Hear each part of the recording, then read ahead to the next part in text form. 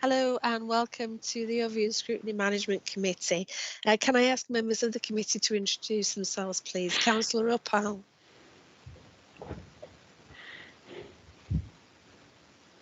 Apologies, Chair, I'm trying to find the right button. My name's Harpreet. I'm Chair of the Economies and Neighbourhood Scrutiny Panel and I'm a member in Ashbrow Ward. Thank you. Thank you. Councillor Zaman. Hi, I'm Councillor Habiban Zaman and I'm the Chair of the Adult Health and Social Care Scrutiny Panel. Councillor Cooper. I'm Councillor Andrew Cooper. I'm Chair of the Corporate Scrutiny Panel and a councillor representing the Newsham Ward. Councillor Marchington. Yeah, Andrew Marchington, Chair of the Children and Young People Scrutiny Panel and one of the councillors for the Goka Ward. Thank you. And I'm Councillor Liz Smage, Chair of Overview and Scrutiny Management Committee. Okay, so if we move to minutes of previous meeting, the minutes for the committee held on the 9th of November are included in the agenda pack. Does everybody agree that those are a true record of the meeting? Yes. Yes, yeah. Yeah, if you just nod, yeah, that's fine, thank you. And are there any matters arising that anybody wishes to bring up? No? Okay, thank you. Are there any interests that any members wish to declare? No, thank you. All the items are open to the public and we're being webcast live. The recording will also be able to view after the meeting via the council's website. Deputations and petitions, we haven't received any. And we haven't received any public questions. No, okay. So item 7 then, we move to the Kirklees Armed Forces Covenant Progress Report and an update on the work that they're undertaking. We have Councillor Ahmed, who's the Armed Forces Champion, who's here.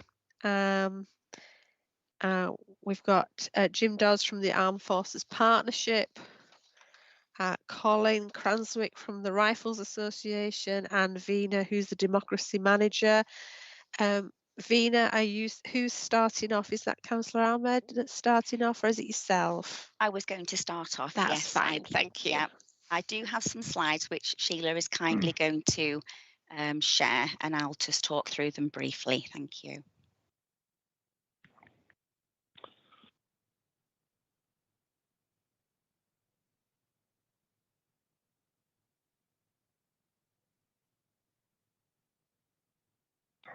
Are the slides coming? Yeah, they're just loading. Take a moment. It's slow. The technology today is a bit slow. Thank you. Can you see that now? Yeah, that's fine. Thank you. Thank you. Okay, if you want to move on to the next slide, please, Sheila. Thank you. So what I want to briefly cover just through these slide sets is a quick recap of the Armed Forces Covenant, an overview of the Armed Forces Bill 2021, which is being introduced, the progress that we've made to date with the Kirklees Armed Forces Covenant Board, and how we're preparing for the new bill and our action plan priorities. Thank you. Next slide, please. Thank you. So Kirklees signed the Armed Forces Covenant in 2012. And I've just put on this slide a reminder of our commitment, which is a promise to those who are currently serving or who have previously served in the British Armed Forces are not disadvantaged in accessing public services due to their military service. And also in some cases, special treatment may be appropriate, especially for the injured or bereaved. So that's just a quick reminder of our commitment and promise that we've made as a council. I have in the report included some figures for Kirklees. Now they're based on the 2011 census, so they are a little bit out of date. We will have the new census data available from spring next year. And I know that there was a particular question that was asked about identifying people who have previously served in the UK Armed Forces. So hopefully we'll have more up-to-date data for Kirklees from spring onwards. Next slide, please. So the changes to the current legislation. So the government are concerned that in some areas in the UK, members of the armed forces community are still facing disadvantage in accessing public services. and they're proposing to use legislative power to place a legal duty on those that provide these services so that we uphold the principles of the Covenant. And furthermore, where instances of disadvantage have occurred, the government has found that this is often due to a lack of awareness of the armed forces community and covenant and the unique needs and experiences that face those that are serving in the armed forces. So with that in mind, the government plans to enshrine the Armed Forces Covenant into law within the Armed Forces Bill 2021. Next slide, please. Thank you. Just carrying on from there, the Armed Forces Bill 2021 proposes that that public bodies where exercising specific public functions in social housing, education and healthcare must have due regard to the three principles of the Covenant. And I've just included on that slide there a reminder of what those principles are that we've signed up to. So recognising the unique obligations of and sacrifices made by the armed forces, that it's desirable to remove disadvantage arising for people serving for service people from membership or former membership of the armed forces, and that special provision for service people may be justified by the effects on former service of the armed forces. The next slide, please. So the duty will require those who are subject to it to consciously consider the Armed Forces Covenant and the principles of the Covenant when developing policy and making decisions in the area of housing, healthcare and education. These are the three key areas where disadvantage to members of the armed forces community have commonly arisen, and the focus of the legislation is on local and, as appropriate, regional provision of these services. And the relevant functions and issues in scope are Appendix 2 in the report for further information. At the next slide, please. Thank you.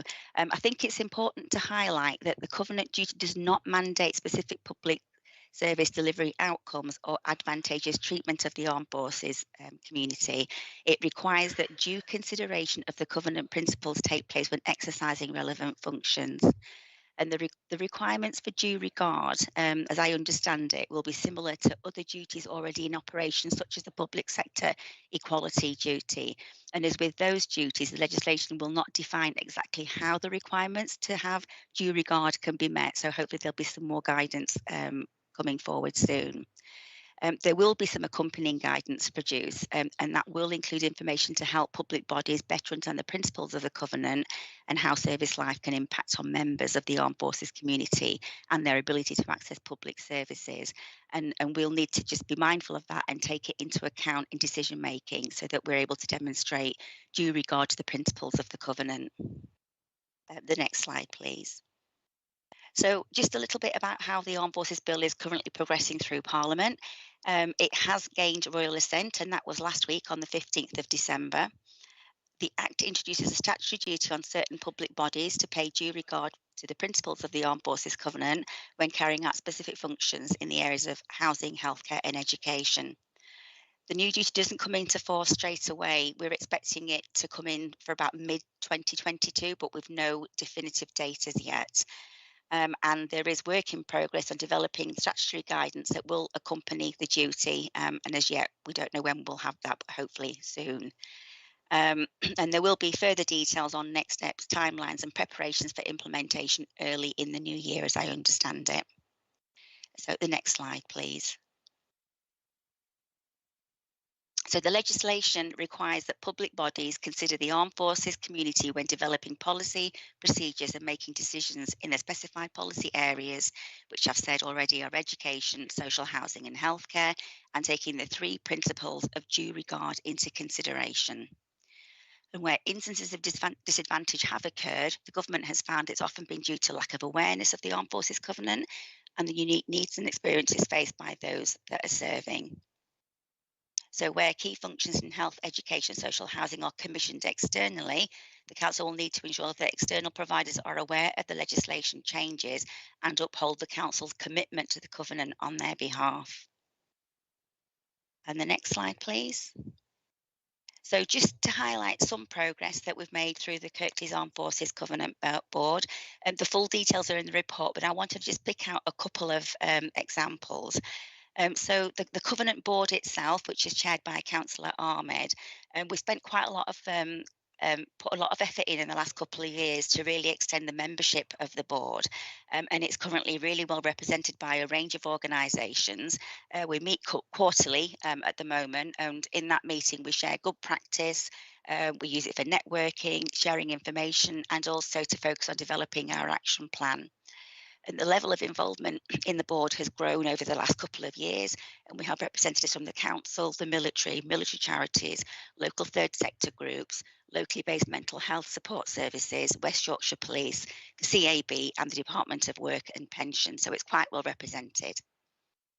And just to highlight that we have co-produced an action plan, which is currently being refreshed to ensure that we meet the requirements of the Armed Forces Bill. And we hope to have that published early in the new year. It'll be hopefully endorsed by the board at their meeting in January. And then just one other thing to highlight, that we're currently a member of the West Yorkshire Armed Forces Covenant Project. So we engage with the West Yorkshire Good Practice Forum. That meets bi-monthly at the moment, and it's made up of members of it's the member and officer champion for the 5 West Yorkshire local authorities. So we meet to keep each other informed about what we're doing, to provide support to each other, and also look for opportunities for any joint working where we can save some capacity and resource. And an example of that is the development of the West Yorkshire Service Pupil Premium Resource Directory, which is mentioned in the report, which goes out through our Heads Up to all head teachers in Kirklees. I think I want to just highlight that the progress that we've made so far has been with very little resource, and it really has been down to the effort and contributions of the partners that are involved. But we recognise that there's still a lot more that we can and need to do. So the next slide, please. So how were we preparing for the new bill? So as a board, we've been briefed on the new bill, and that was over the summer. And quite early on last year, we decided that we needed to have another look at our action plan and refresh it in light of the proposed changes that were coming in. So we started work on the action plan in September, and that was to ensure that we address the duties in the Armed Forces Bill, as well as our local priorities. We are in the process of finishing off our action plan and hopefully have it signed off on the 18th of January. But just to highlight that it is a working document, so it is being updated regularly. And just examples of some of the things that we have included as priorities already, but again, it's still draft, so this could change, is to review the membership of the current board. We have got a really good representatives from council and other partners, but we have a gap, which is the NHS involvement. So we do need to look at our primary care networks and clinical commissioning groups and invite them to be members of our board. We currently have an updated website, which has got lots of information and resources about support for the armed forces community.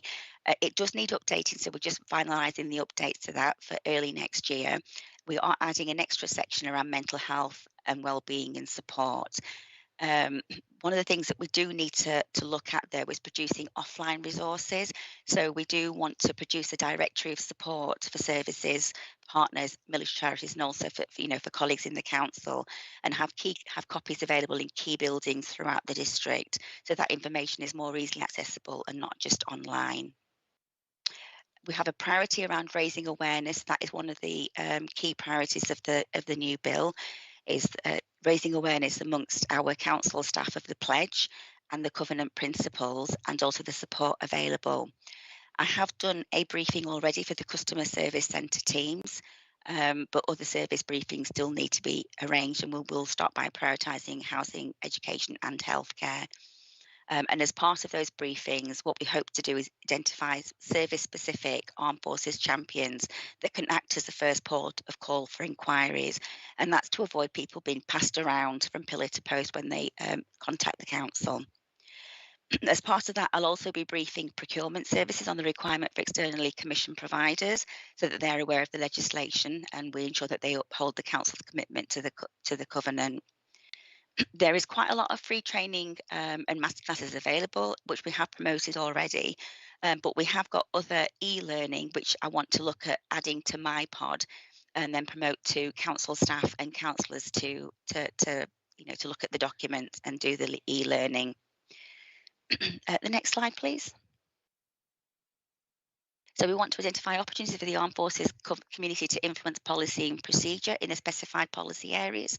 So housing allocation policy review is one of the things that we're looking at, and the armed forces has been identified as a key stakeholder, and their views will be gathered on what works well with the current policy, what could be improved, and other relevant issues. So that's just one example of where we'll be able to influence one of our policies. We do need to secure resources to deliver some other action plan priorities. For example, the military human training, which is delivered by York University, members of the Armed Forces Covenant Board and key council staff, and that's to better understand military culture, transition, armed forces composition, and highlight good practice and inequality. There is a resource asked to deliver that, so we do need to find the funding to do that. And one of our other priorities is to work with the board to develop a regular drop-in support service for service personnel and service leavers and their families, so they've got support to navigate the support services that are available. So again, we will need resources to deliver on that action. So they're just some of the actions that have been highlighted in the action plan. I'm more than happy to share the working document or the finalised document once it's been endorsed with members of the scrutiny committee, if you would like that. And just to say again that some of the actions, well, quite a few can be delivered within existing resources, such as the briefings, the website updates, and developing a directory, but for others we will need to identify resources through Armed Forces grants, other grants and funding to deliver, and they're things like the training, printed materials and the drop-in session. So the next slide, which I think is the last slide, which is the next steps. So we're awaiting the statutory guidance that's going to accompany the duty in the new year. But in the meantime, we're going to continue working on the action plan and sign that off at the next meeting in January, and then publish the action plan on the website where we can monitor progress. Now, I think that is the last slide, and I just wanted to check whether Councillor Ahmed, Jim or Colin wanted to add their perspective or experience of being involved in the Covenant Board. So just over to them if they want to add anything else. Can I come in, Chair? Yeah, Councillor Ahmed, yeah. Yeah, thank you, Chair.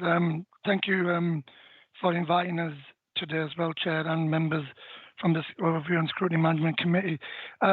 Like Venus says, there's a lot of work that has obviously developed over the period of time, and with limited resources, should I say as well, based on Venus' time and members. But I do think that a lot of positive stuff has come out of that through this journey that we've been on. And I mean, when I first became the community champion on the board, we had a bronze award. We moved to a silver award, and we are now working on a gold award. And we've got a meeting in January to look at that in terms of getting Kirklees to recognised with a gold award, which is a high status you could get probably within the Armed Forces Covenant. The other things, a couple of things that Venus touched upon. In terms of the West Yorkshire Good Practice Board, we have got funding for that for an officer who works across all 5 West Yorkshire authorities. He's just been recently appointed, Rhys Brennan. Hopefully we'll be meeting him to discuss. We had somebody already before, Gemma Payne, she's moved on, but Rhys has just recently taken over, so myself and Vina will be touching base with him and seeing what good practice and good work is taking across with the other authorities. The other things that Vina has touched upon is the master classes and stuff around resources and e-learning. And I just wanted to add that recently the Ministry of the Defence have sent some stuff through around master classes around defence transitional services as well as veterans welfare services, and they are free and available, and I've got dates for members if they're interested in them, and there are ones in 2nd of February at 2 o'clock and the others on the 24th of January. But again, happy to email members. We've already got about 5-6 councillors registered on that, which is great, but I'd like to see more members on there registering and knowing more about what we're about. Vina's also talked about the good practice, but also good partnership, and I just want to echo that. If I'm being honest with you, Chair, we've had in one meeting 40 members from different services I've come across and have put together and are working as we speak at this moment in time on our documents. It's working in progress, the action plan, and we've got members from the board, Colin and Jim here. They will echo that, and we're going to be signing that off soon. So it has taken longer, and as you can appreciate, members, the pandemic, has obviously limited meeting times, and even with some of the Zoom meetings, haven't been able to continue. Something Veena has echoed, I'm going to echo this as well, Chair. We are limited to resources and funding. It's my time as the community champion for the armed forces that's there, and Veena's time as the officer, and I really appreciate the time Veena has given on this, as well as all the members, Colin, Jim, and those that have been there. And it is difficult, if I'm being honest with you, Chair, because we're obviously we've got a website, we've got to get that updated regular. Veena just alluded to earlier on about the e-learning packages and resources. And I mean, I'm just looking at in front of me. It's a shame I can't show you, but I will send it via email. You can't probably see it, but I've got a document at the moment, a community directory from another authority, and I would really like to look at developing that for Kirklees, for all members, as well as, dropping places that we could leave for people to have a look at.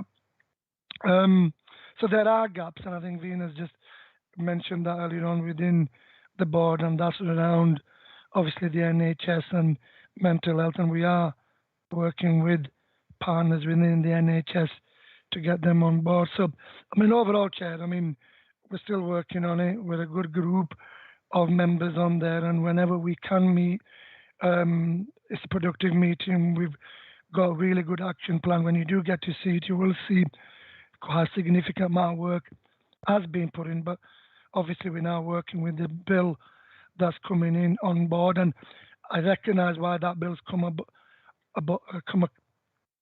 across, because of other authorities probably aren't as equipped as us, but we obviously need to be up in our game. So we're going in the right direction, Chair, and a lot of it's been covered in the presentation, but thank you for that, Chair. Hope Thank you. Jim and Colin might want to add some. Yeah, Jim, I think Jim's got his hand up. Jim, I think you might be on mute.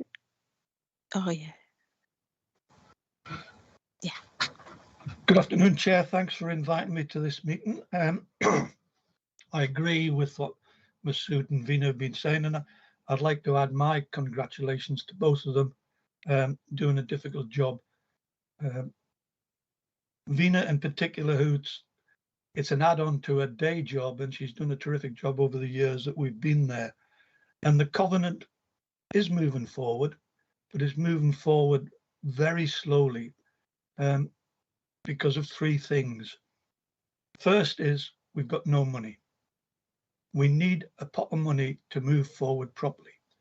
In 2014, we produced this, which is Life Forces Guide, and it was given to every doctor's surgery and Kirklees, and in it there's 5 stories of veterans and their problems when they came out of the forces. That needs to be updated. It needs to be updated on the website. We can't do that without funding. The app that we did in conjunction with Huddersfield University is absolutely brilliant. It's been made in veterans' language so they can understand. It's easy to operate. It's a gateway into all the help that veterans need. But we came to a shuddering halt because, again, we needed money to produce it and to get Huddersfield University to do that for us. So that is now on hold at the moment. The other thing I think that's really important, the chair at the moment, Masood, he's got his cabinet responsibilities and he's got his armed forces, military covenant responsibilities. He's got nobody to help him in the covenant because everybody that attends, they're doing it as an add-on to their day job. So he's the one that's got to push and promote the armed forces amongst our partners. So I feel that whoever's chair of the armed forces that should be his one or her one and only job, to give them time to go round the partners, to go round all the people in Kirklees and promote what we're trying to do. And without that, we're just going to amble on at a very slow rate and not get much better than we are now. And I think that's about all I've got to say. Thank you. Okay, thanks, Jim. Colin, do you want to come in? Thank you, Chair. Yes, I'm a relatively new member to the Kirklees Armed Forces Covenant Board, but I have to say it's one of the most productive meetings of all the Armed Forces Covenant meetings that I attend across the Yorkshire area. They're one of the most productive meetings that I do attend, and that's down to Vina and down to Councillor Masood as well. So well done, guys. Thanks very much for that. Just touching on something that Jim touched on then, something that the board may wish to consider is other local authorities have appointed dedicated Armed Forces Covenant officers as a council officer, and that is purely their role to advise the council and departments within the council on the Armed Forces Covenant and the implications that is being imposed on them. I'm not aware at the moment that Kirklees have done that, but I know there's at least two other counties in the area that have done, two other councils in the area that have done that.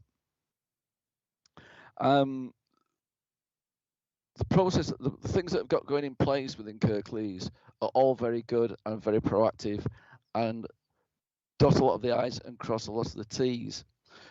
As a veteran, some of the points that sort of wrangle is, as a veteran, we're used to dealing at a single level. If we have a problem, we go to one source and it gets resolved. Tend to find when you're contacting councils, you end up being passed from pillar to post and going round a hamster wheel by recycling the information over and over again. There is lots of agencies out there providing excellent services. There needs to be a single point of entry into a system. So they report this, they come to a council, local authority with a problem. If it's a housing problem, it needs to go over to housing. The single point of contact does a proper handover of that case over to the housing. We've talked about having a champion within each department. It could be that person, but it means that information is not being recycled and people aren't just feeling like they're being passed from pillar to post. As a veteran, it's when I came out and tried to contact local authorities, it was one of the most annoying things I encountered, was trying to get right through to the relevant people. But overall, I have to say congratulations to Kirklees for an excellent job that you're doing. That's all, Chair. Thank you. I'll open it up for questions then. Councillor Cooper. Yeah, thanks, and totally support the principles of the Armed Forces Covenant. I think it's important that we recognise the sacrifices that have been made by people in the armed forces. 100% agree with that. What I've got to say is that anybody being passed from pillar to post who's getting in touch with the council is wrong, and that if people find that the systems operating are not working for them, whoever they are, those things should be dealt with.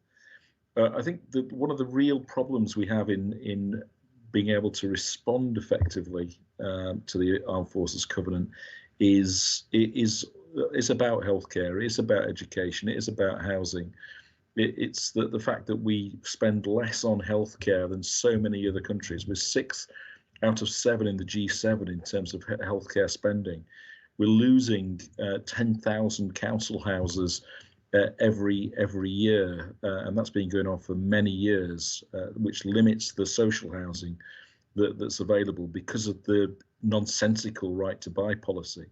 In education, we have a system with parental choice, which means that some schools are oversubscribed and a lot of schools are undersubscribed, and that has an impact on funding, which limits choice for lots of people, particularly in areas of poverty. So I don't think we can completely separate out the needs of the armed forces community from the population in general and the choices that government makes. And I think the best way of us being to help the armed forces community is to actually get some change in national government policy, which means that health, education and housing is properly dealt with. Thank you. Does anybody want to come back on that point before I take another question? No, Councillor Marchington then. Yeah, thank you, Liz. Yeah, I mean, thank you to everybody who's put a lot of work in to this and continues to do so. And I think it's about us as a local authority understanding the particular issues that members of the armed services experience while serving and after serving in terms of accessing public services. And I think just to follow on from Andrew Cooper said, it's not about giving people a particular advantage but removing disadvantage. And I think the other thing that the local authority can do is, I noticed in a report about being 5,000 serving personnel and veterans in Kirklees. It's about us advocating with other bodies, local health services and social services, and also with the armed services themselves, because some of the issues we've picked up about housing is where that combination between somebody moving from military accommodation into local authority accommodation, it's not worked as well as it ought to do. So we as a local authority can be advocates for the members of our residents who are either in the armed services or who have been in there. So it's not just about supporting them directly, but advocating on their behalf, either locally or with central government. I think that thing about picking up about particular issues around, particularly around health issues that might be more prevalent in that community than others, and engaging that with our local health services is important. So yeah, thanks for all the work. And I think, yeah, that other side of it, yeah, it's not just about us doing, it's us working alongside and supporting. Thank you. Councillor Uppal. Yeah, thank you, Chair, and thank you to everyone who's here today. This is a very positive document. It's good to see where we are going. So thanks to all of you for everything that you're doing. It's important that we're supporting armed forces members as they come out of service or they're trying to adapt to life again locally. And a lot of us don't understand that. Unless we've been through something like that, we can't possibly understand what they're going through, and a lot of time the systems just don't support them. So I think one of the things I really liked in here, you talk about co-production and you talk about speaking to soldiers so they can influence, and former soldiers so they can influence policy like allocations, housing allocations policy. So I think that's really good. I hope that's something that we'll do just overall, really, in terms of learning from their lived experience to develop the services that we're delivering, because we just won't understand it the way they do. And I just wanted to ask, in terms of the board, I presume some of the people who sit in the board, because of the organisations they're in, they might be former soldiers or perhaps soldiers now, but I think it's really important that lived experience is represented on the board as well. So I guess that's the key thing. I just wanted to make sure we're following on that co-production. And Councillor Ahmed said yes, which is good to hear as well. Thank you.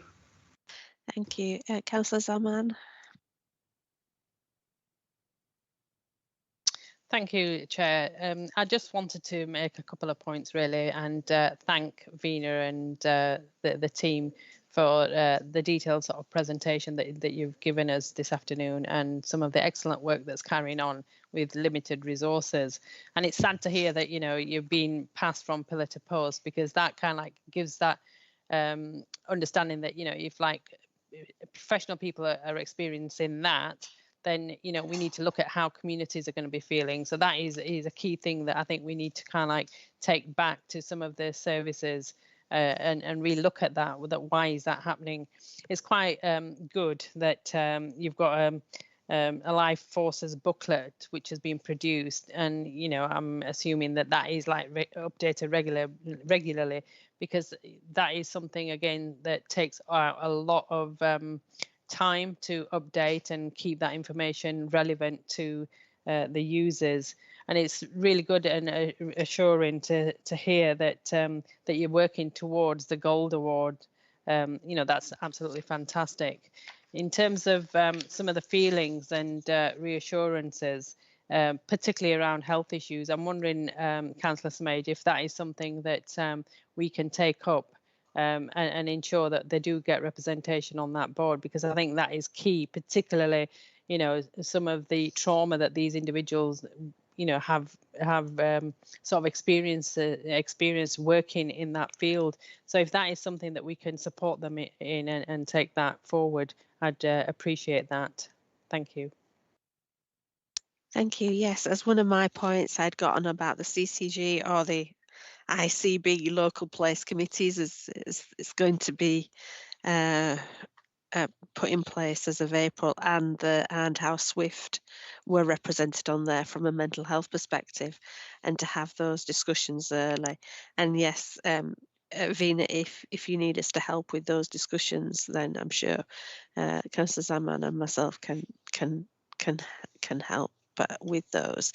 I'd also you'd said about champions within services, and I noticed you have on something on that on your report, so just wondered if you could expand on how that is progressing. And also on your work with partners, I noticed you've got pupil admissions on there, but have you got children's services generally represented?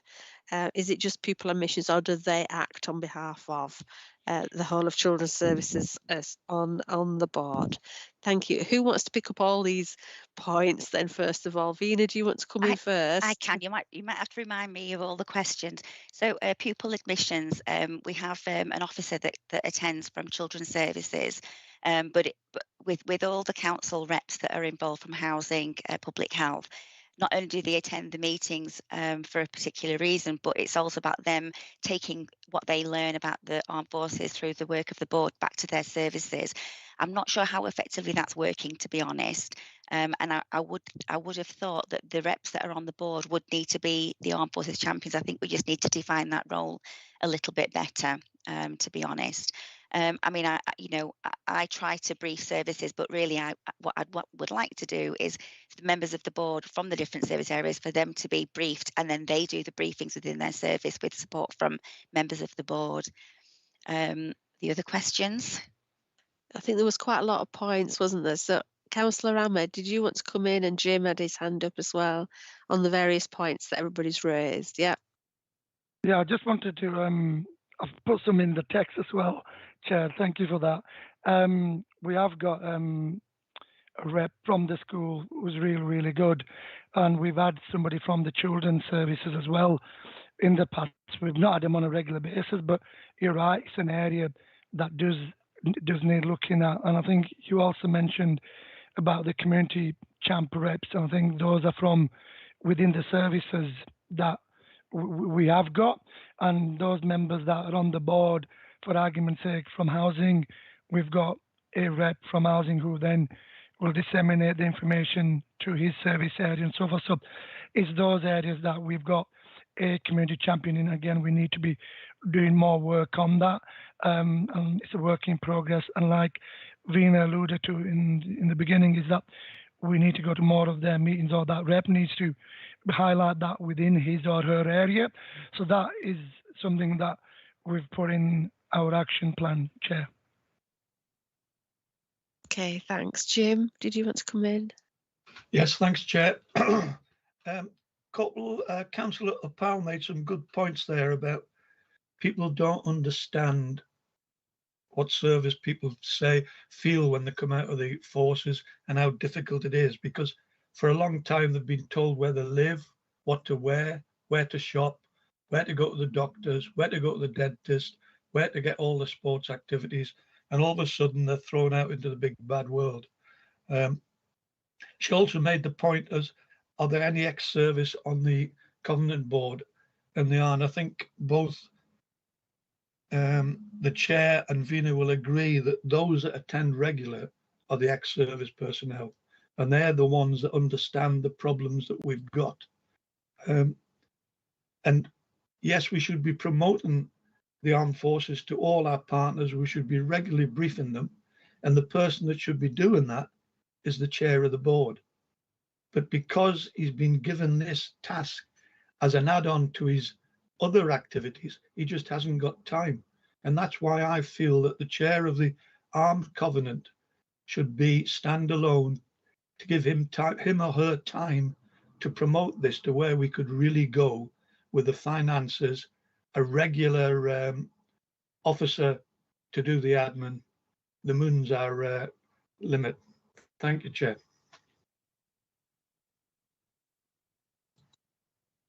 Sorry about that. I'd moved my mouse, and as these tricky things, they wouldn't go back to where you needed them. Councillor Mather's arrived now.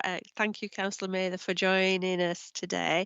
I just wondered if you wanted to say anything from a cabinet perspective before we carry on with this discussion. Thank you, Councillor Smage. I have just taken over this role. I am very happy to have been asked, and I look forward to working with all colleagues. I haven't anything extra to say other than the fact that I'm going to sit quietly and listen to you all, learn and hopefully represent the armed forces better. Thank you. Okay, thank you. Vina, did you want to come back? Yeah, just about the membership of the board, I was going to just make this similar point to what Jim's just made, that we have got veterans on our board, and to be honest, it's that perspective and that lived experience that's really added the value to our action plan priorities, and without their involvement, we wouldn't have the detail in our action plan that we actually do have. So I really welcome and appreciate their input. I should have said perhaps at the start that when I was asked to get in to support the Covenant, that wasn't from the basis that I've got an armed forces background or understand the armed forces community. It's been a massive learning curve, and I have to thank members of the board for being patient with me and supporting and briefing me, because I couldn't have done the role without them. It's a role that I'm doing as an add-on, which has been mentioned, but I do enjoy doing it, and I don't want to step away from doing that. So I wanted to just sort of emphasise that it's something that I've really enjoyed, because it's been an eye-opener, and I feel humbled having listened to the stories that armed forces members and their communities have shared. And I would love to find a way of actually bringing those stories to life. We have an organisation that does videos, that have done videos already as a learning resource around suicide rates and mental health, and it's really powerful, and it will be wonderful to have the resources to do something like that within the council, which I am including in the action plan, but again, it's subject to resources, but really powerful messages that I think help get the message across to people who have that experience and understanding. Yeah, thanks. Can I just pick up on 2 points? I think accessibility to services was mentioned by Colin, and I think, is there accessibility to services strategy being discussed? Councillor Cooper, I think, have you had that at your scrutiny panel, or has it come into scrutiny on that? Actually, not so much scrutiny, but more generally, that people having, well, access to services. Yes, that has certainly come up as part of the scrutiny, and yeah, things around the telephone service. Which, people find everybody finds difficult as that. Yeah. And some of the comedy, well, it would be comedy if if it wasn't so serious. People being sent through to the wrong places, Yeah. So I think I wonder if we could have as one of our recommendations that actually something is done to take forward how service personnel are finding it able to access services. If a piece of work could be done on that as part of the accessibility discussions that are happening within the council. Colin, you wanted to come back? Yeah, it's not quite on the same vein that you're going there, Chair, but we talked about champions within your various departments, and I know that Vina did a study within Kirklees Council of the number of ex-servicemen who work for Kirklees Council and I know it was a very poor return that she got on that.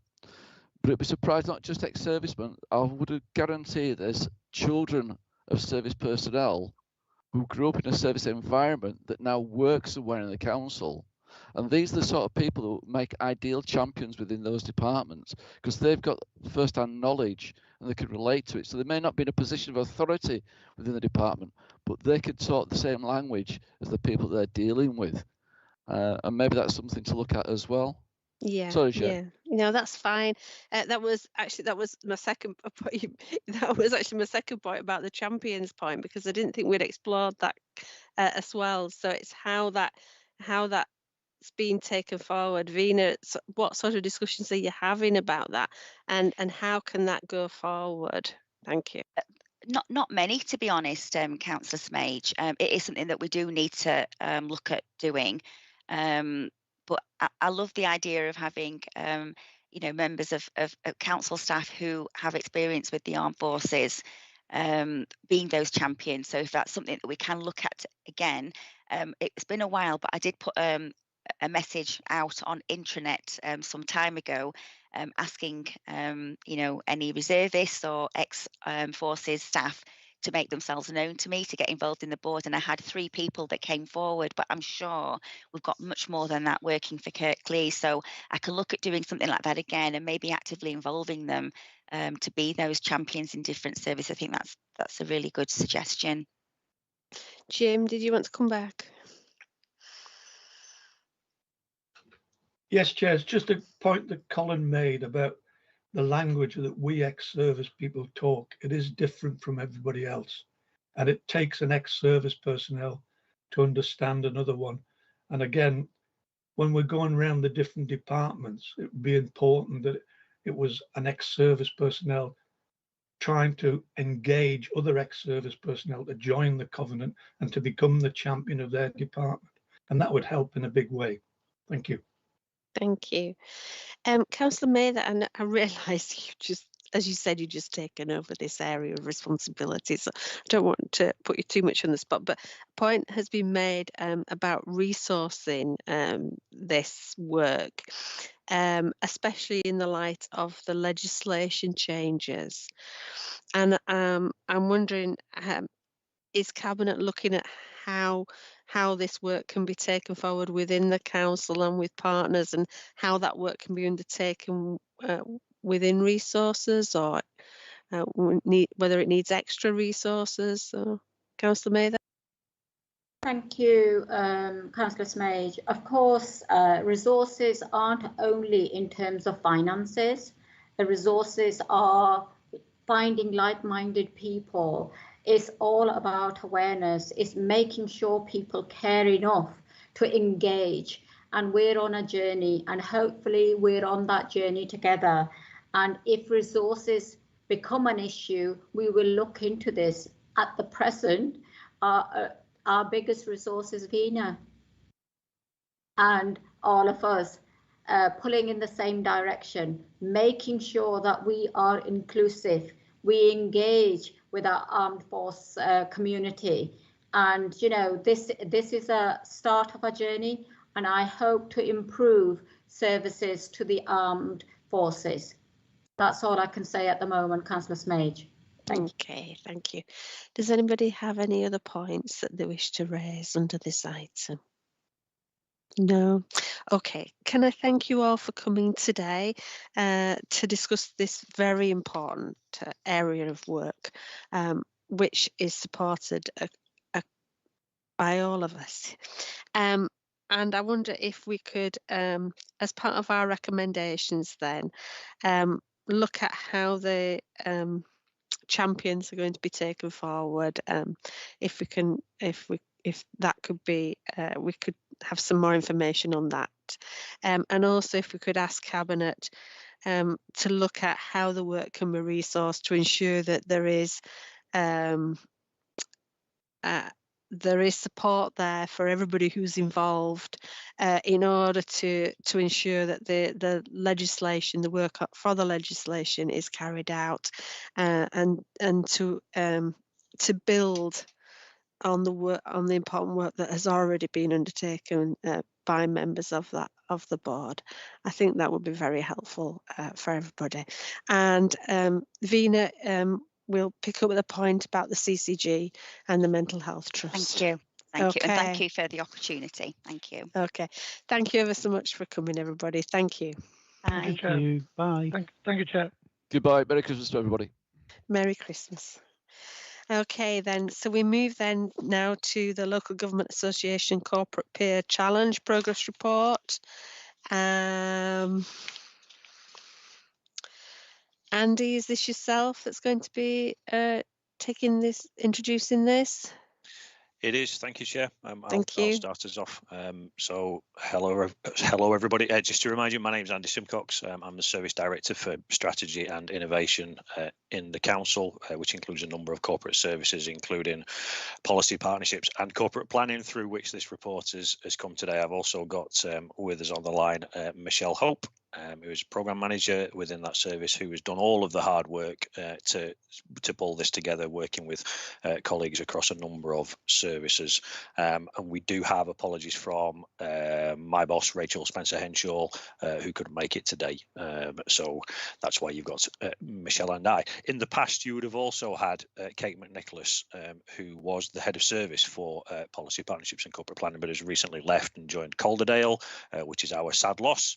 But has been replaced by Stephen Burnell, who has been promoted from within the organisation as well. So Stephen will be joining us for future meetings when he benefits from the learning and engagement with scrutiny panels and other colleagues in the room. So you'll be seeing more of Stephen. So yes, so that's the brief introduction to us. Yes, this is a progress report following the 2019 Local Government Association's Corporate Peer Challenge. You'll remember and clearly know from the date that was pre-pandemic, and reporting on progress has come into scrutiny a couple of times during the pandemic and also today. It's a few months since we did come along. In the report, there's a general theme of progress in a number of areas, but also adjustment of actions in the context of where we've had to adapt, partly because of the pandemic, also thinking about how we tackle recovery activity arising from that as well. And I'll just cover the recommendations, and then Michelle will be able to help with the individual sections and any questions that come up, and obviously I'm here for that as well. So what we're asking for or recommending to you today is that in future we would cover progress reporting as a part of reporting via the council plan, which was approved in October, because many of the actions relate to activities that are within there. And we'll be picking that up through reporting through Cabinet and also scrutiny, and coming back to you in the new year around that. We would also suggest, though, that you continue with an annual report that brings the progress on those recommendations together. And I think possibly a larger point for me is to work with yourselves on recommendations for where specific actions that are within this report would be picked up or could be picked up within specific scrutiny panel conversations as well.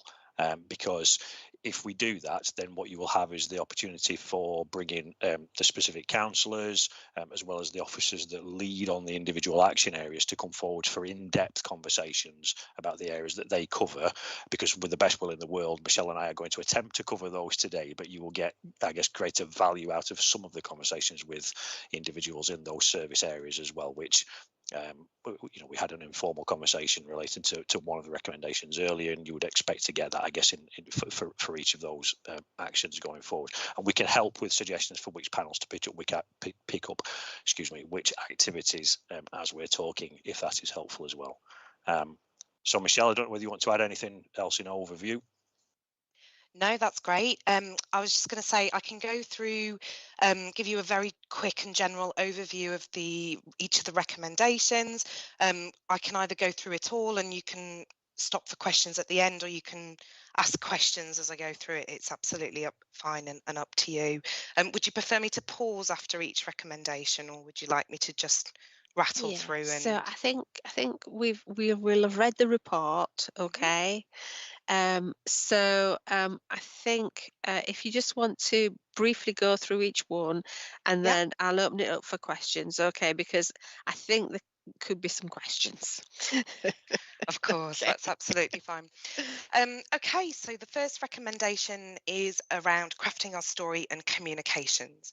The report talks about how we were working to develop a communication strategy, but during the pandemic, we developed a kind of a pandemic-related comms strategy, which we have been working to. And at the moment, work is underway to develop a longer-term communication strategy, which we're aiming to have completed by April 2022. The report covers internal comms as well, and how we've actually made some great leaps and bounds with internal comms over the last few years. We've done a number of internal kind of listening circles, and we're planning more for the new year, and sort of strengthen some of our internal comms and engagements groups, like the corporate managers group that happens every month. So that's communications. Engagement recommendation 2.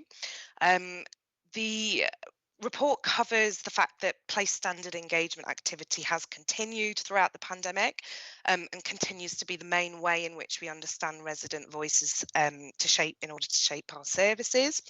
The report references the newly introduced Shaped by People outcome that is in the council plan, and how that will be a kind of a really important way going forward for us to be able to kind of continue to collect stories and to really understand whether residents do feel like their voices are heard in the way that services are being formed. The report also references in relation to that is how we're developing a new data and insight strategy, which will help to improve the way in which data and insight, so things like the engagement work that we do more directly shapes the way in which we deliver council services as well. So it references those few bits of work there. Moving on to the third recommendation, place-based working. I understand that there was a subgroup of overview and scrutiny recently, which actually had a look at the work of the place-based programme board in detail, and the report just kind of covers an update on some of those areas, including the development of the place partnerships, the ward partnerships, and the VCS strategy that's also being taken forward at the moment. The fourth recommendation was about how we needed to increase capacity in the corporate centre and get our ICT systems in better shape and invest more in those. And I think the report does outline how we have made quite a bit of progress in that area. The corporate centre has been capacity has increased quite significantly over the last few years, and it sort of sets out some of the major ICT systems that have been replaced recently, and sort of makes a nod towards some of the work going forward. The technology strategy was developed in early 2020, and obviously the pandemic accelerated the need for that, and as kind of the report sort of sets out some of the work we've done to support the organisation to become a lot more virtual in this new world.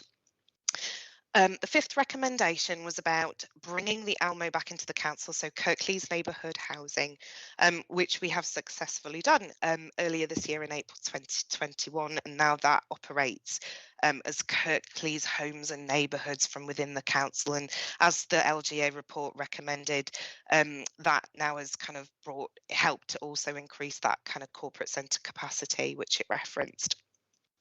The sixth recommendation was around streamlining decision making. We have had an informal session around that earlier to look at that in more detail, and the report references the work that's currently underway around reviewing our governance model, and some work that needs to happen going forward about reviewing the member officer protocol and a lot of the cultural things that we need to do to support a clearer understanding of officer-member relationships. The seventh recommendation was about reviewing the electoral cycle, and the report states that this needs to be done in the context of a boundary review, and references the fact that conversations actually have happened recently following a letter by the Boundary Commission, and at the moment it states that there was no appetite across the council to change the electoral cycle or have a boundary review at the current time. The 8th recommendation was about how we needed to establish a single CCG, so not having a north and a south, but having one, which over the last few years has culminated in that happening earlier this year in April 2021. But also the report references how life has moved on since then, and how the new arrangements that we're working through up and down the country to reflect the new governance arrangements through the kind of legislation that's working its way through Parliament now. The final recommendation was not a formal recommendation, was not one of the 8 formal recommendations that the LGA put forward. It was 2 elements that we chose at the time from the wider report to report on as well. One element was risk appetite, so our appetite for risk and sort of reaching out for opportunities. And the second part of that was about delivery planning and how we wanted to improve on that. The report talks about, in terms of risk, how the Audit and Risk Committee is still there and continues to play an active role in providing oversight and managing risk in the council. And the report does cite our investment in the blueprints as being an example of how we are potentially being, more active in seeking out opportunities, and not being as risk averse as the original report did state. The second part of that was the delivery planning bit of that. And the report talks about some of the things that we have established since the peer review took place. We've established a corporate planning function, of which I am part of, and we've established a programme management office as well. Some of these are the very kind of process driven things that happen at the corporate centre to support which, and we're all sort of working towards developing a much more rigorous way of planning our corporate business internally in the council, and I think that investment in those 2 teams kind of demonstrates the council's appetite to get better at delivery planning, and work in those sort of 2 areas is ongoing and is kind of kicking off quite well now. So that's a whistle-stop tour of a wide range of council activity that the report covers, and as Andy already mentioned, the 2 recommendations that we did put in the report.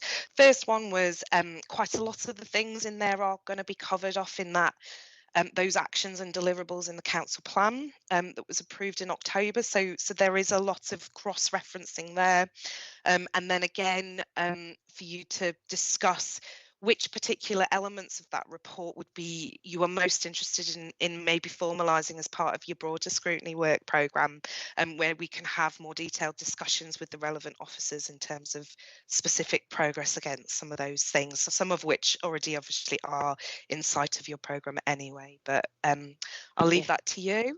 Okay, thank you.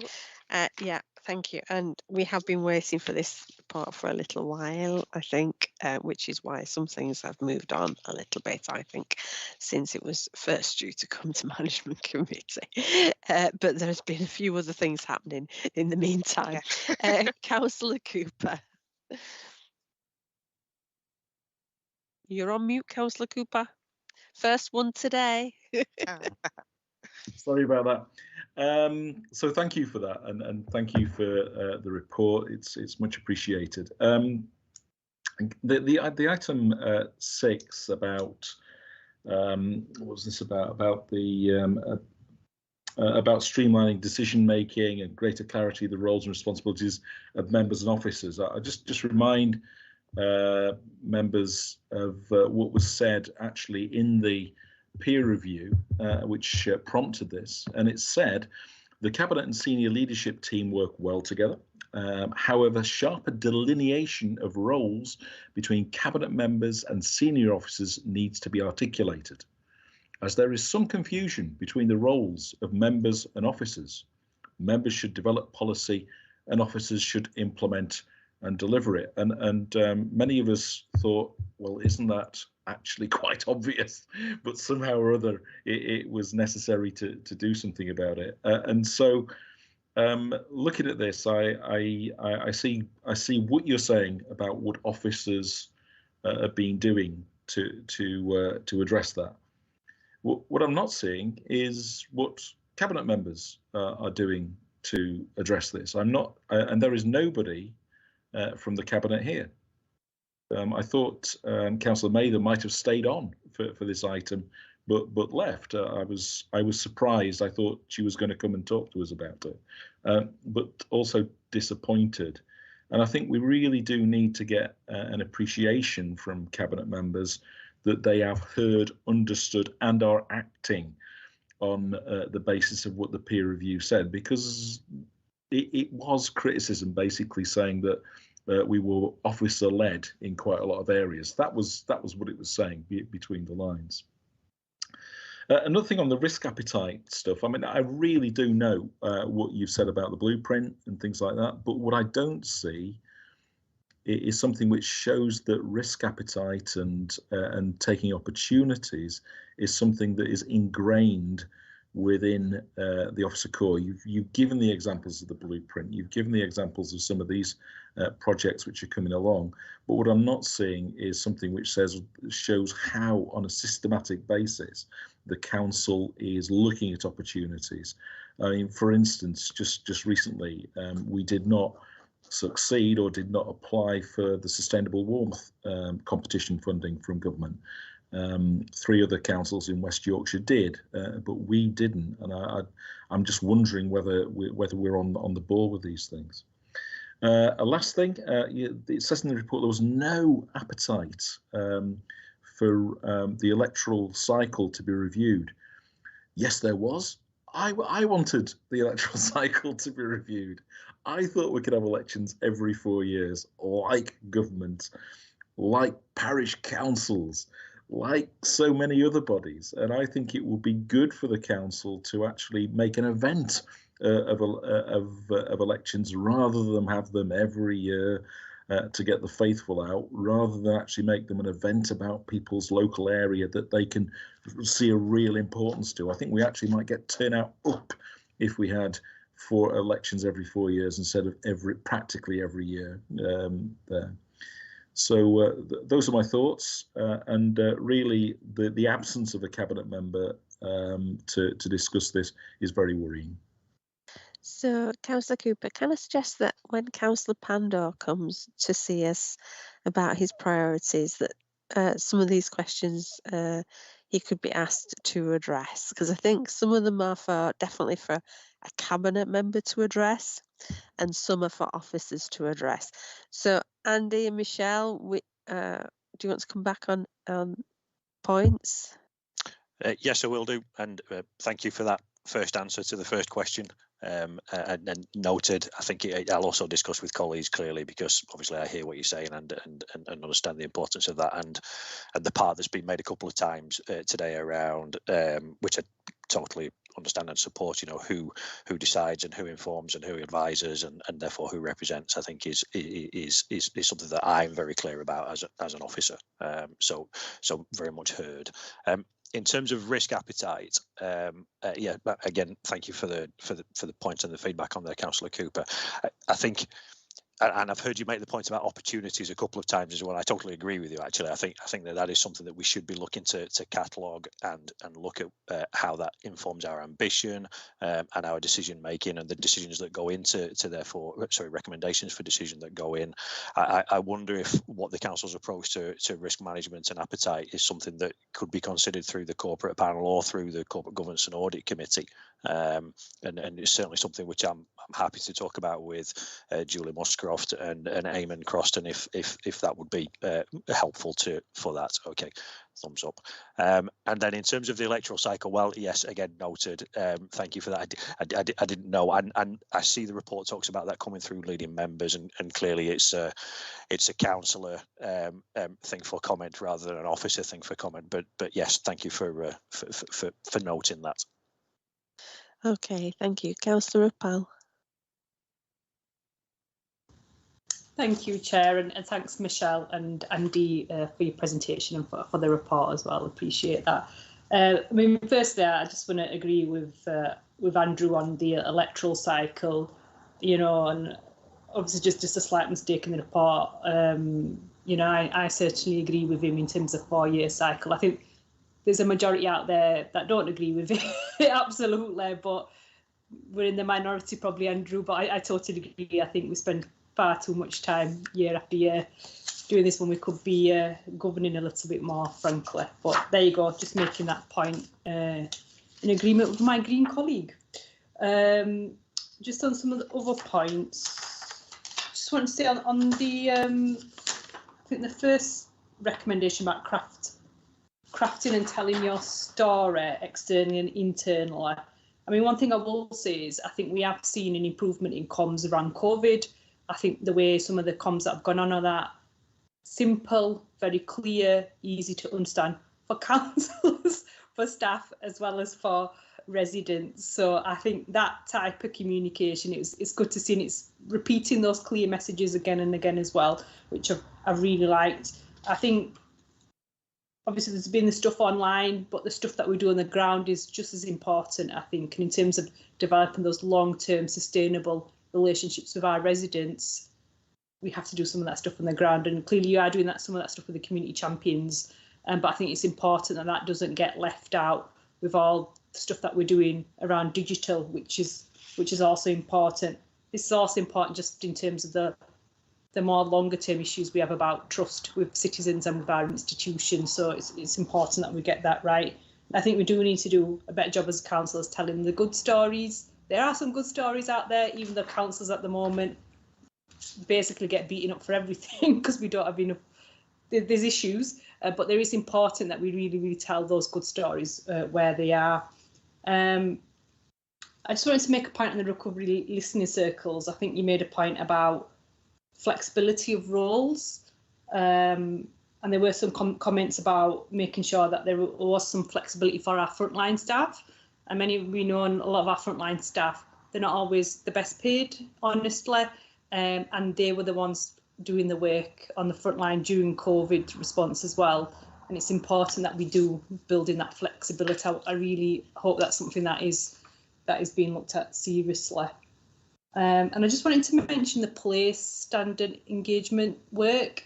I think we are, as a council, sort of exploring how we engage with citizens, and I think that's really important. We do have to do it differently. I think the shared strategic outcome is a good thing, and I like the place standard engagement work which we've done in Ashbrow, but I still think there is a bit of confusion for councils, and probably a lot of citizens probably don't know we're doing place-based working. And even as councillors, there's the place standard, the place partnership, there's ward partnerships, place-based community working, hub coordination model, and the VCSC type work. So I think there needs to be a better understanding of how that's all coordinated and how it works together. I'm not sure that's quite as clear as it can be. And I guess just on the point on member and officers, we are a member-led organisation, and I think we always have to remember that the role of officers and staff are crucial. We can't do this work without you, and there's got to be partnership working, but we are a member-led organisation. So, yeah, thank you. Okay, thank you. Just before I bring you in on this to cover those points, can I just ask corporate communications have been mentioned and place-based working? You mentioned about exploring channels that engage councillors most effectively and how they can develop ways of supporting with that from that service. It also, as more place-based working comes on, corporate communications need to work with councillors, not just with cabinet. And there needs to be a way for corporate communications to work with councillors about their work, especially where some wards have come together without necessarily cabinet involvement, and that being reflected sometimes in those, especially where I understand it's can't get political and everything, but where wards have come together and done something, and corporate communications, maybe helping and reflecting that work rather than being everything badged cabinet where it's not necessarily being cabinet, I think is important as more place-based working progresses. Okay, so if you want to address Councillor Rapal's queries, thank you. Yes, thank you, Chair. Thank you, Councillor Pupil as well. So certainly on the point around communications and crafting and telling our story, I mean, thank you for the feedback on the COVID communications. It took a lot of bringing things together at short notice and try to get that working slickly. And we do get regular feedback from councillors that has been really positive and helpful. So it's definitely something that we will look to continue through that. But clearly there are things to improve, and we'll continue to strive for that. There's a reference in there to a communication strategy needing to come forward with a target date around April 2022. That's a target date for agreement, which to me then feeds to the point that I know that you've discussed. I mean, I saw you giving your annual reports at the last council, and the benefits of pre-scrutiny and engagement on the way in and not just afterwards. So my intent, working with Marcus, is that we do what we did with the technology strategy work, actually, which is build in a level of engagement and pre-scrutiny with yourselves and where appropriate other stakeholders to help shape and inform that, so that it is something that is representative of the needs of the organisation, and working with our partners and communities as well, because I think that's part of the other point that you made as well, how we tie our communication strategy and activity into how we get further reach, I guess is the phrase, into communities, to areas where we need people really to understand and work with the council, and to support residents in our communication activities. Absolutely agree, critically important if we are going to improve our approach to communications and do the other things that you've described as well, which is get out the good news around achievements in the same kind of way, which is also something we're discussing with portfolio holders as well. I mean, in terms of the feedback on place standard engagement and equally Councillor Smage's point about working with councillors that is not just within cabinet as well.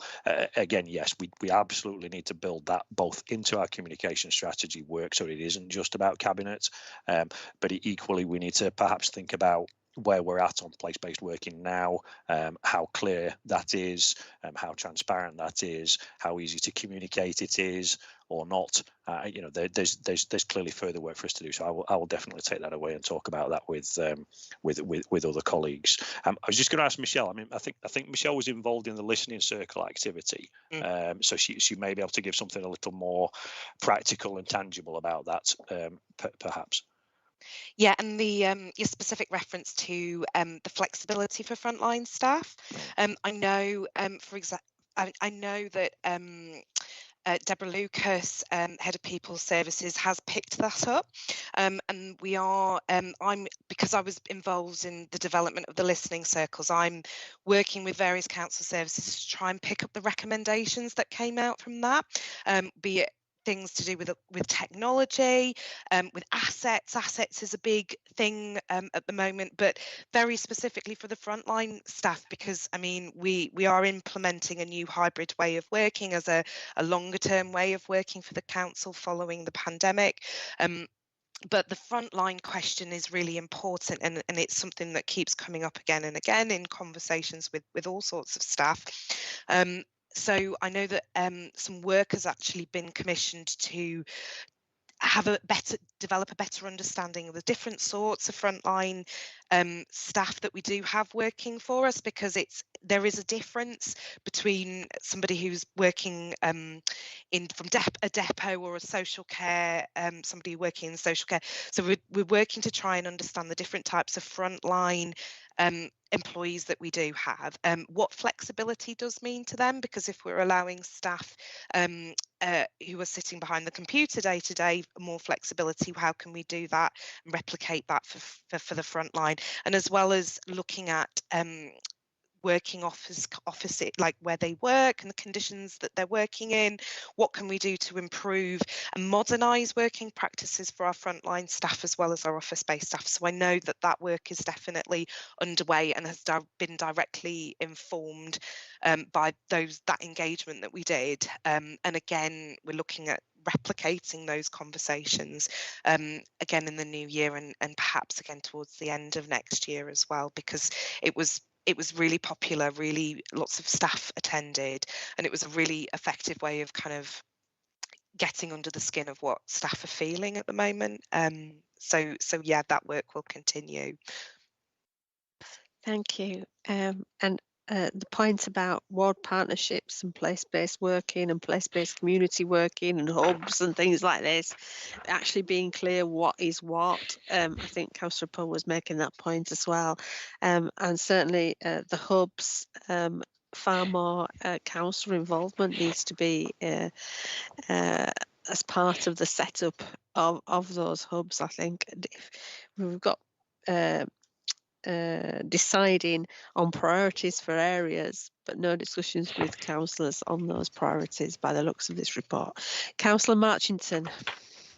Yeah, thanks, Liz. That's great. Yeah, I will just chip in on the electoral cycle. I think perhaps the words just need rephrasing. That there was a little appetite. Thank you, Harpreet, for identifying that was a minority view, but not the place to go into all the details of that. So yeah. Keep batting away, Andrew. We'll, yeah, it's all right. Good job. I can't lip read. Just to follow on to some points that made to support colleagues. I think Andrew Cooper's point on risk appetite is absolutely right. You know, yeah, we need a better understanding what we mean by risk, and for a lot of situations we want to avoid mitigate risk and all that sort of thing. But risk appetite is going through going forward. Perhaps there are elements of it. I mean, it's interesting, the financing of the Huddersfield blueprint. It's quite a significant investment. That seems to be quite a risk, an appropriate risk to take. I would think that would have been in this sort of area, but that wasn't identified as such. So I think the council has taken a risk under, and actually some exploration of that would be interesting. But I think there are other areas where the council could be looking at the resources it's got, could be using that to undertake, what riskier actions do we want to take to benefit the residents of Kirklees, and that will lead to better outcomes. The strengthening of the corporate centre. So I'm going to link this through to the place-based working. Because we had a ward meeting the other week, and sort of new highways meeting. I don't know if colleagues have gone through that. So quite clearly that's where council is going back to doing what it used to do in terms of engaging with ward councillors. Colleagues on that were quite, said it was one of the very productive meeting.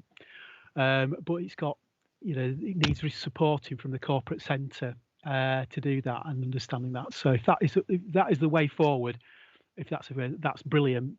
But we just need to make sure. I think we've been promised quarterly meetings. Perhaps that is that the right cycle or not, but there's resource implications if the council's going to pick up stuff as well. What I would also, and I think I want to link it to the improvement to the corporate centre. What we were told is the systems around missed bin collections, so that Kirklees Direct and environmental waste, all those systems are now fully aligned. We were assured, at least by two people, that that's the sort of thing we need, so that if residents are reporting particular issues, then whether that's online or by telephone or through some other way, all of that ties up. And I'd hope that was what we mean by the IT systems working really well. So somebody rings into Kirklees Direct, say reporting a missed bin, we know that appears through environmental waste systems as well. So that would, I think that if that's the direction of travel, that's really good.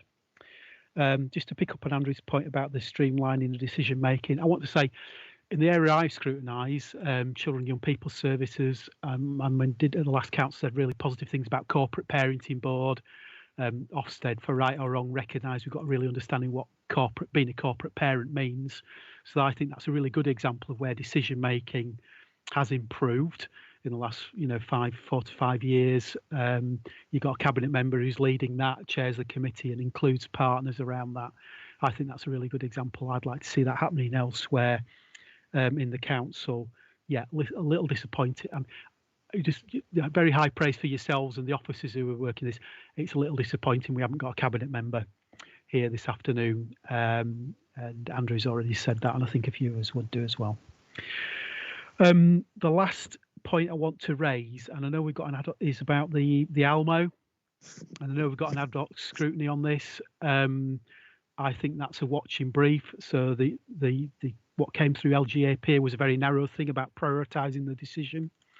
That's been made. I just want to see, there's longer term things about whether that has worked as effectively as the council wants it to do. What are the council's priorities? Is it really in maximising the opportunities around pace-based working? Because certainly as a ward councillor, I'm not seeing that filter through. I'm still getting the same phone calls from residents as I was doing, and you're still getting the same sort of things. So I think I want to see some improvement in that over time. We've taken that particular step. Is it delivering the outcomes that the council wanted it to? So, but yeah, thank you for the work you've put in. That's really appreciated. But I think those are my points. Yeah, thank you. And I think economy and neighbourhoods can pick up as part of the work plan. That wider discussion as to whether housing is delivering those outcomes as a result of coming in council. Councillor, I see you nodding there, but I think that's something for economy and neighbourhoods can pick up there. So Andy, do you want to come in? Yes, just briefly. So thank you for picking up the last point, because that's what I was going to suggest as being the route through which to pick that up. And yes, understood clearly. We're 9 months on from the transfer in, and obviously I'm aware of the current conversations as well. So that seems to make sense. Just on the point around, because you've commented on a number of things that have been said by others, so I won't come back to those. The point around strengthening the corporate centre and capacity around that. As the report says, there has been some development in resources being put into a number of corporate services. I wouldn't say it's been exhaustive. Clearly, as a director for some of those areas, I see where that has been the case. And what I would say is that the budget process this year, the conversations that are taking place now for what will make their way into proposals, will clearly look to address capacity issues to be able to deliver on the ambition that is set out within the council plan, as well as the improvement areas that you are each commenting on as well. Quite clearly, any investment in corporate services is really only ultimately to support the front line as well. Otherwise, why are we doing it? Because it's about higher quality support and services to the communities and residents in Kirklees as well. So if we can't make that connection, or if we can't see that, then we've got work to do quite clearly to be able to make sure that is the reason for why we are putting money into any of those areas. And in terms of the IT systems and improvement to support frontline activity, then yes, absolutely, that is the driving factor for the systems that are listed within the report as well. One thing that I would like to do as a part of the corporate scrutiny panel work programme at some point in the relatively near future is bring forwards where we're at on the work programme associated with the technology strategy.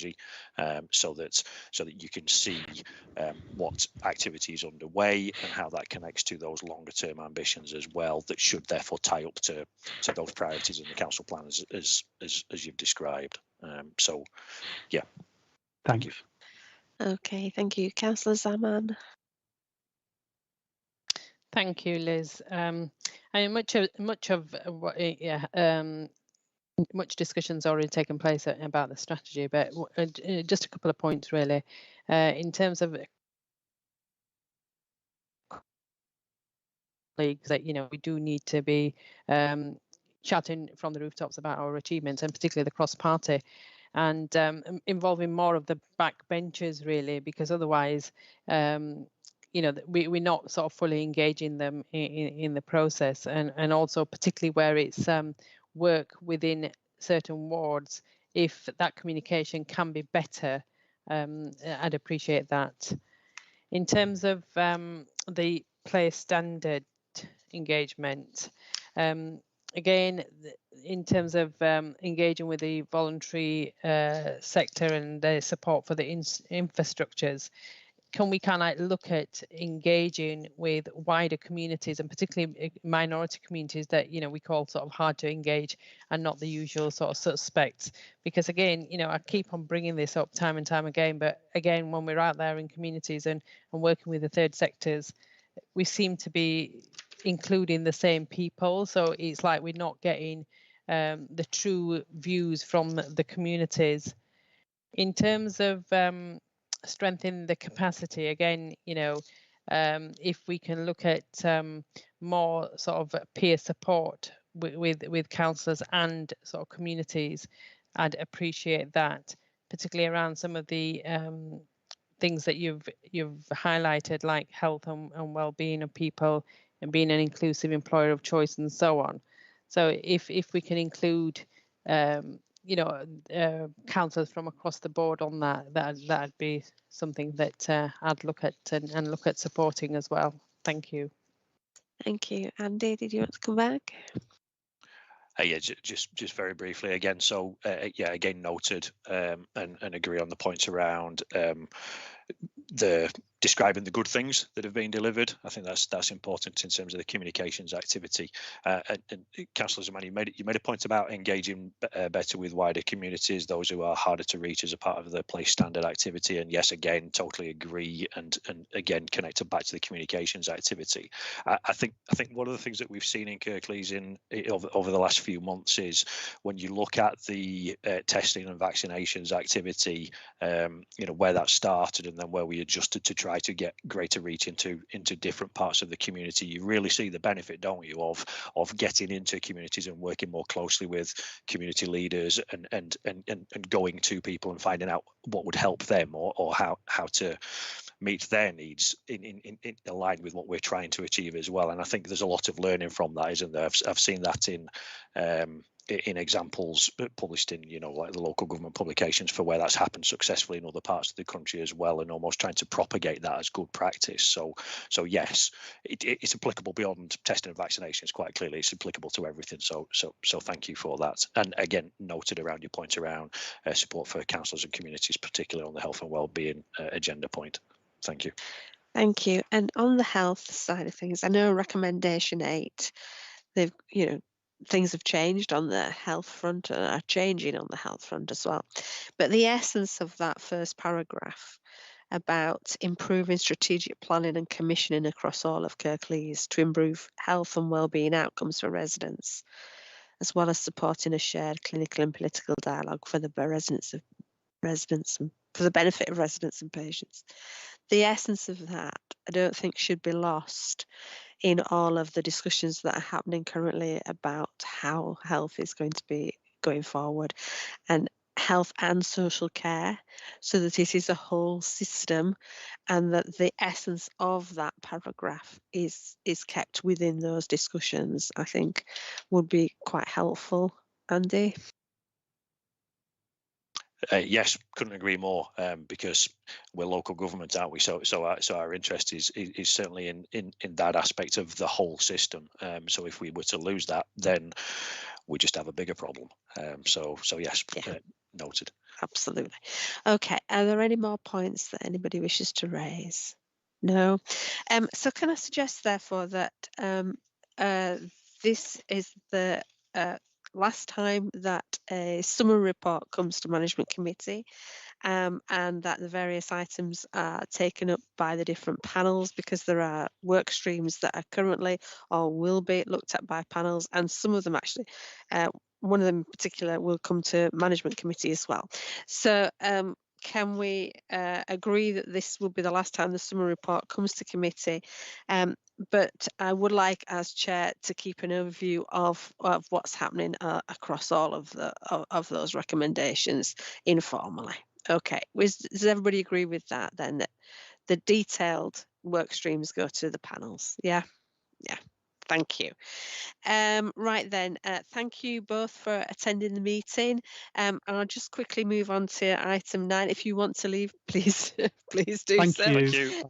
Thanks very much. I'll just quickly move on to item 9, which is the work programme. Our next meeting will be the 3rd of February, and the scheduled items are the leaders' priorities updates. I'm sure notes will have been kept of questions that we wish to be covered as well, and corporate safeguarding policy refresh. We will also have an informal session in respect of the current work on the Inclusive Communities Framework. Has anybody got any points they wish to raise on the work programme? No. No, thank you. Okay, under any other business then, I need to just let you know that I was consulted about an urgent decision that went to Cabinet on the 14th of December, which was about supporting the recruitment, retention and valuing the contribution of social care staff in Kirklees this winter. I did agree that that decision can be exempt from calling, as there was an urgency to implement the distribution of the NHS funding to social care, adult social care providers and onwards to their frontline care staff, and it was close to the Christmas and New Year period. So I did agree to waive calling. However, on the second part of the recommendation of that Cabinet report, about the design and appropriate approach to utilisation short-term funding to support the adult social care sector over this winter, I asked if that could go to a future health and social care panel, so the panel can have some input into that design. Okay, so Councillor Zaman, you should see that coming through to yourselves. Are there any other points under any other business? No. Okay, then thank you ever so much, everybody, for attending today. And if I don't see you before the weekend, I wish everyone a happy and safe Christmas. Thank you.